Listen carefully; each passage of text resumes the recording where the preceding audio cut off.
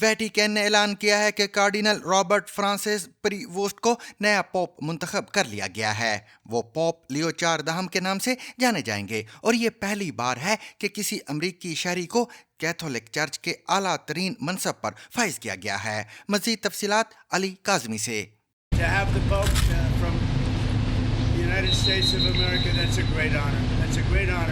Sir, had you asked before?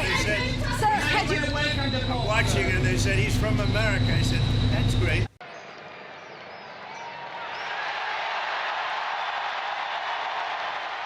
یہ تصاویر ہے رومن کیتھولک چرچ کے نئے پوپ کی، جن کا انتخاب کچھ دیر پہلے ہی ویٹیکن سٹی میں ہوا۔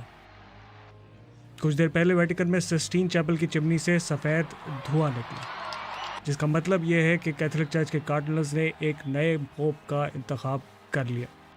تو منتخب ہونے والے یہ نئے پوپ کون ہیں؟ رابرٹ پریووسٹ امریکہ سے تعلق رکھنے والے رومن کیتھولک چرچ کے پہلے پوپ ہیں۔ ان کی عمر 69 سال ہے اور ان کا تعلق امریکی شہر شکاگو سے ہے۔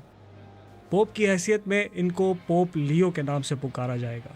منتخب ہونے کے بعد پوپ لیو نے سینٹ پیٹر اسکوائر میں جمع 40,000 سے زیادہ لوگوں سے انگریزی اور اسپینش میں خطاب کیا۔ پوپ لیو نے اپنی مذہبی زندگی کا ایک بڑا حصہ جنوبی امریکہ کے ملک پیرو میں بھی گزارا ہے۔ اس سے پہلے نئے پوپ کے انتخاب کے لیے 7 مئی کو شروع ہونے والا ووٹنگ کا سلسلہ آج اگلے ہی دن کامیاب ہو گیا، اور ویٹیکن میں دنیا بھر سے آئے کیتھولک افراد نے سفید دھواں دیکھتے ہی انتہائی خوشی کا اظہار کیا۔ نیا پوپ چننے کے لیے رومن کیتھولک چرچ کے 133 کارڈنلز خفیہ ووٹنگ کرتے ہیں، اور ووٹنگ کے مرحلوں کی ناکامی کی صورت میں چمنی سے کالا دھواں نکلتا ہے، جبکہ کامیابی کی صورت میں سفید دھواں۔